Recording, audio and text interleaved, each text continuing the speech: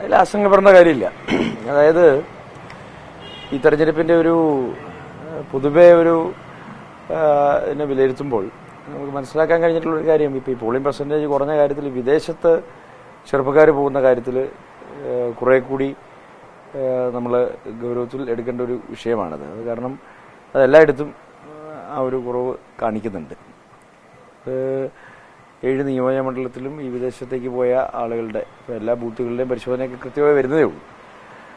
പക്ഷേ അതൊന്നും ജയത്തെ ബാധിക്കുന്ന ഒരു വിഷയമല്ല എന്നുള്ളത് സുവ്യക്തമാണ്. കാരണം പോളിംഗ് ബൂത്തുകളിലൊക്കെ ഉണ്ടായിട്ടുള്ള ആ ഒരു മുന്നേറ്റം UDFന്റെ കേന്ദ്രങ്ങളിൽ നല്ല നിലയിലുള്ള ഒരു പോളിംഗ് സാധ്യമായിട്ടുണ്ട് എന്നും നമ്മൾ പ്രതീക്ഷിച്ച ആ ഒരു തരത്തിലേക്ക് തന്നെ വോട്ടിങ്ങിനെ കൊണ്ടുപോകാൻ കഴിഞ്ഞിട്ടുണ്ട് എന്നും ആ ഒരു തരത്തിലുള്ള വിലയിരുത്തൽ തന്നെയാണ് വന്നിട്ടുള്ളത്.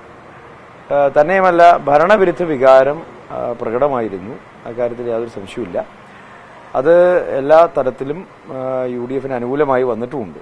അപ്പോൾ അതുകൊണ്ട് പോളിംഗ് ശതമാനം കുറഞ്ഞതിൽ ഒരാശങ്ക പ്രകടിപ്പിക്കേണ്ടതില്ല എന്നുള്ളത് തന്നെയാണ് എൻ്റെ വിലയിരുത്തൽ, പ്രാഥമികമായ നേതൃത്വത്തിൻ്റെയും വിലയിരുത്തൽ. പിന്നീട് ബാക്കി കാര്യങ്ങളെല്ലാം കൃത്യമായ ഒരു പരിശോധനയിലേക്ക് കടക്കും. അതിനുശേഷം കൂടുതൽ കാര്യങ്ങൾ വ്യക്തമാക്കുന്നതായിരിക്കും ഭംഗി. ഒക്കെ വെറുതെ പറയുന്നത്. ഇതിനകത്തൊരു വസ്തുത വെറുതെ ഞാനൊന്ന് മനസ്സിലാക്കി കഴിഞ്ഞപ്പോൾ LDFന്റെ സ്വാധീന കേന്ദ്രങ്ങളായിട്ടുള്ള വണ്ടിപ്പെരിയാർ പഞ്ചായത്ത് പോലെയുള്ള പ്രദേശങ്ങളിൽ ബൂത്തുകൾ എടുത്ത് നോക്കിക്കഴിഞ്ഞപ്പോൾ കഴിഞ്ഞ ദിവസം എല്ലായിടത്തും നോക്കിയിട്ടില്ല, അവരുടെ ശക്തി കേന്ദ്രങ്ങളിൽ പോലും വോട്ട് കുറഞ്ഞിട്ടുണ്ട്. അപ്പോൾ പിന്നെ അതിനെ എങ്ങനെയാണ് നമ്മൾ വിലയിരുത്തേണ്ടത്? അപ്പോൾ അതൊരു ഒരു പോളിംഗ് കുറഞ്ഞാൽ UDFനെതിരെ എന്ന് പറയുന്ന ആ ഒരു രീതിയിൽ അങ്ങ് ഒരുമിച്ച് പറഞ്ഞു വിടുന്ന ഒരു രീതിയാണ്. അതിനകത്ത് യാതൊരു അടിസ്ഥാനവുമില്ല എന്നുള്ളത് തെരഞ്ഞെടുപ്പ് ഫലം സൂചിപ്പിക്കും. കാരണം UDFന്റെ സംഘടനാ സംവിധാനം നല്ല നിലയിൽ തന്നെ പ്രവർത്തിക്കുകയും അതിനനുസരിച്ച് തന്നെ വോട്ട് ഷെയർ ഓരോ പ്രദേശങ്ങളിൽ കൊണ്ടുവരുന്നതിന് വേണ്ടി ശ്രമിക്കുകയും ചെയ്യുന്നുണ്ട്. മാത്രമല്ല, പിന്നെ ഇനി ഒരു സാമൂഹ്യപരമായ ഒരു ഒഴുക്ക്, അതായത് എല്ലാ സമുദായ പ്രസ്ഥാനങ്ങളും UDFന് അനുകൂലമായിരുന്നു. അതിനകത്ത് വ്യത്യസ്തമായ ഒരു തരത്തിലൊന്നും നമുക്ക് കാണാൻ കഴിയുന്നില്ല.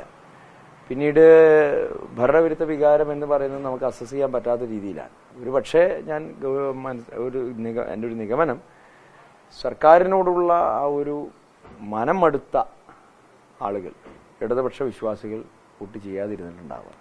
ഇതാണ് എൻ്റെ ഒരു പ്രാഥമികമായ വിലയിരുത്തൽ.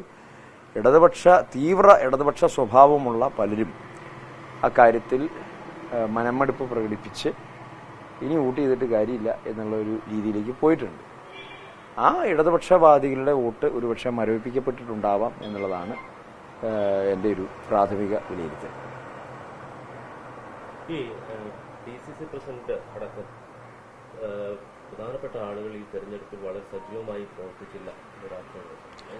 DCC പ്രസിഡന്റ് ഒരു സ്ഥലത്ത് കാണാനില്ല. അല്ല, അതൊക്കെ വെറുതെ ഒരു നേതൃത്വം നൽകേണ്ട ഒരാളല്ലേ? അല്ല, അദ്ദേഹമായിരുന്നു ചീഫ് ഇലക്ഷൻ ഏജന്റ്. ആ തരത്തിൽ അദ്ദേഹം ഭംഗിയായ പ്രവർത്തനം നിർവഹിച്ചിട്ടുണ്ട്. 100% അദ്ദേഹം സജീവമായിരുന്നു. അങ്ങനെ ഒരു ആക്ഷേപമൊന്നും പറയേണ്ട ഒരു കാര്യം ഇവിടെ നിലനിൽക്കുന്നില്ല. UDF സംവിധാനം ഒറ്റക്കെട്ടായി തന്നെയാണ് ഈ തെരഞ്ഞെടുപ്പിനെ മുന്നോട്ട് നയിച്ചത്. നല്ല നിലയിൽ തന്നെ തെരഞ്ഞെടുപ്പ് പ്രവർത്തനങ്ങൾ മുന്നോട്ട് പോയിട്ടുമുണ്ട്.